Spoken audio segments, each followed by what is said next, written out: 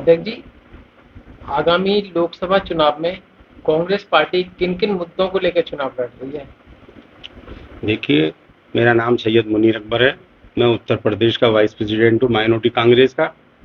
और कांग्रेस देश के हर उस मुद्दे को उठा रही है जो 2014 से लेकर अब तक देश के अंदर मुद्दे बने हैं। बेरोजगारी है, देश के अंदर नौजवान परेशान है, भूखमरी है, किसान परेशान है, रोजगार नहीं है, महंगाई की इंतहा है। और देश में जिस तरह नफरत इन्होंने बोई है, उस नफरत को काटने के लिए आपने देखा हमारे लीडर राहुल गांधी जी ने एक 4,000 किलोमीटर की एक बहुत बड़ी लंबी यात्रा निकाली जिसका नाम था भारत जोड़ो यात्रा। भारत जोड़ो यात्रा की जरूरत इसलिए पड़ी कि इन्होंने पार्लियामेंट के अंदर हमारे सांसदों को, विपक्ष के लोगों को बोलने नहीं दिया, जिससे राहुल गांधी ने सोचा कि अपनी आवाज जनता तक पहुंचाने के लिए उन्होंने भारत जोड़ो यात्रा निकाली, जिससे मोहब्बत और नफरत खत्म करे और मोहब्बत का एक पैगाम गया। और उन्होंने करीब करीब सभी जगह इसे जोड़ने का काम करा। 2024 इसी बात पे, उस नफरत के खिलाफ 2024 का चुनाव लड़ा जाएगा। अध्यक्ष जी, अभी कुछ समय पहले माननीय सांसद कुंवर दानिश जी पर एक टिप्पणी की गई है।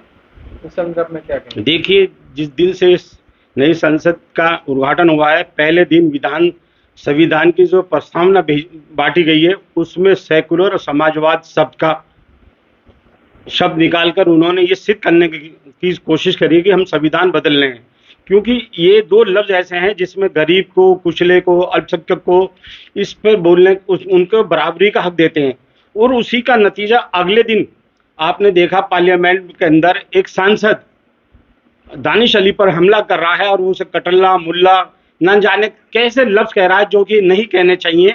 अब हमारा समाज, हमारे बच्चे कल क्या सोचेंगे कि इस देश के अंदर हमारी जो इस देश का मंदिर समझिए उस सांसद को, जहां पर ऐसे शब्दों का इस्तेमाल कराया रहा। और सबसे दुखद बात यह है कि वहां पर जो भाजपा के सांसद बैठे थे सत्ता पक्ष, वो हंस रहे थे, वो एक तरीके से उसकी बातों को समर्थन कर रहे थे। लेकिन वहां पर किसी ने उसके खिलाफ, उस सत्ताधारी दल ने किसी ने उसके खिलाफ आवाज नहीं उठाई। तो ऐसा लगता है कि ये जो सांसद बनी है, इसमें प्रधानमंत्री क्या, क्योंकि प्रधानमंत्री ने भी इसका विरोध नहीं करा, इसका मतलब प्रधानमंत्री का भी समर्थन है और सत्ता दल और सरकार का भी समर्थन है ऐसे लफ्जों का इस्तेमाल करने में जो जिसकी हम निंदा करते हैं। अध्यक्ष जी, बीजेपी पार्टी ने एक नारा दिया है, बेटी बचाओ बेटी पढ़ाओ। तो देखा जाए आए दिन बेटियों पर इतने जुल्म हो रहे हैं, ऐसा कोई दिन नहीं जाता थाने कचहरी कोर्ट में, जो थानों में ऐसा कोई नहीं दिन नहीं जाता जो मुकदमे दर्ज ना होते हों, छेड़छाड़ के मुकदमे और आपके रेप के मुकदमे। तो ऐसे में कहाँ पढ़ेगी बेटी और कहाँ बचेगी बेटी? आपका ये सवाल बहुत जायज़ है। आपने इस सवाल को उठाकर देश की मौजूदा हालात पर एक नज़र डालने पर एक मुझे कहने का मौका दिया है। आपने देखा दिल्ली के जंतर मंतर पर देश की वो बेटियां जो देश का नाम दुनिया के अंदर रोशन कर रही थी, उन्होंने कहा कि जो हमारा इस कुश्ती बोर्ड के अध्यक्ष हैं, उन्होंने हमारे साथ यौन शोषण करा, उनके खिलाफ आज तक सरकार ने कुछ नहीं करा। जब कैसे बेटी पढ़ लेगी और कैसे बेटी को ये बचा लेंगे, इनका ये नारा खोखला है। और जहां जहां आपने देखा कि आपने दूसरा एक गुजरात के अंदर एक केस हुआ था, उस केस में आपने देखा कि जिनने सजा हुई थी, जिन्होंने बलात्कार करा, एक पेट के अंदर एक बच्चे का कत्ल करा, उस तरह के हालात में उन अपराधियों को जेल से पहले छुड़ाया गया। और उससे बड़ी बात यह है कि उनका वहां जेल से निकलने के बाद भव्य स्वागत किया गया, और वो इस सत्ताधारी पार्टी के लोगों ने किया। अध्यक्ष जी, बात करी जाए किसानों की, तो सरकारी केंद्रों पर जहां खाद मिलता है, वहां पर किसानों को जबरदस्ती यूरिया नैनो और अन्य दवाइयां दी जा रही हैं, बिना इसके यूरिया नहीं दिया जा रहा है। जबकि यूरिया नैनो का कोई उपयोग नहीं है, यूरिया नैनो का कोई महत्व नहीं है किसानों को। इस बात पे किसानों ने बहुत रोष भी जताया है। तो इसमें क्या कहेंगे? आप देख रहे हैं तो इनका जो भी काम है वो हटगर्मी वाला है। आपने देखा किसानों का आंदोलन देखा, आपने देखा, आपने जैसा बतलाया कि यूरिया के लिए उन्हें पहले नैनो यूरिया और बहुत सारी चीज़ें खरीदनी पड़ेंगी जब यूरिया मिलेगा, जबकि ऐसा कोई एक्ट नहीं है, ऐसा कोई कानून नहीं है। लेकिन ये अपने व्यापार दोस्तों को खुश करने के लिए, उनके प्रोडक्ट बेचने के लिए ये दबाव डाल रहे हैं। ये इनका काम है। और जब से ये सरकार आई है, इसमें महंगाई देख लीजिए आप, तेल कहाँ पहुंचा, आलू कहाँ पहुंचा, और तो और जो टमाटर 5-7 रुपए किलो मिलता था, उसकी डबल सेंचुरी लगवा दी इन्होंने। तो बदलाइए ऐसे ही, इस तरह से तो ये सरकार चल रही है जिसपे ये कोई कंट्रोल नहीं करते। और अच्छा, किसी भी मुद्दे पर हमारे प्राइम मिनिस्टर कोई जवाब नहीं देते। आपने देखा 10 साल होने को आ रहा है, 9 साल तो हो चुके हैं, उन्होंने कोई प्रेस कॉन्फ्रेंस, कोई प्रेस के सामने कोई सवाल करा हो, सवाल देने की कोशिश करी हो।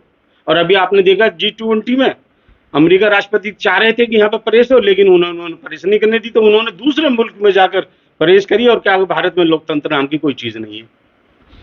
अध्यक्ष जी, बात करी जाए किसानों की, तो सरकार ने उत्तर प्रदेश सरकार बनने से पहले एक नारा दिया था कि घोषणा करी थी कि हम जो है किसानों को ट्यूबवेलों की बिजली फ्री देंगे, घर की बिजली में 300 यूनिट फ्री देंगे। ना तो 300 यूनिट फ्री दी गई है और ना किसानों को जो ट्यूबवेलों की बिजली फ्री दी गई है, जबकि यूनिट और ज़्यादा बढ़ा दी गई है। आप देख रहे हैं, पहले किसानों को बिजली फ्री मिलती थी हमारी सरकार के अंदर, 12 पे भी होती थी, और जो इन्होंने जो कहा है सारा उल्टा। और आज उन्होंने जबरदस्ती उन किसानों को घर पे मीटर ठोक दिए हैं, और उस मीटर के हिसाब से बहुत ज्यादा बिजली बिल आ रहे हैं, और वो बेचारे परेशान है। वो आंदोलन भी करें, उस आंदोलन का भी कोई जवाब अभी तक सरकार के पास नहीं है। ना सरकार ने जो कहती है वो बिल्कुल झूठ कहती है और जुमला कहती है। आपने अभी देखा, महिला आरक्षण बिल पर देखा, वो पास हो गया, सब खुश, लेकिन उसे लागू करने के लिए उन्होंने ये कहते हुए उस पर संशय पैदा कर दिया कि इसे जब तक जनगणना नहीं होगी, जब तक ये बिल लागू नहीं हो। अब ये जनगणना 10 साल में हो, 20 साल में हो, तो ये ऐसे बिल पास करने का, महिलाओं को सम्मान की जगह उनका अपमान करने की इन्हें सरकार को क्या जरूरत पड़ी थी? अध्यक्ष जी, आगामी लोकसभा में अगर कांग्रेस की सरकार आती है तो सबसे पहला काम क्या रहेगा?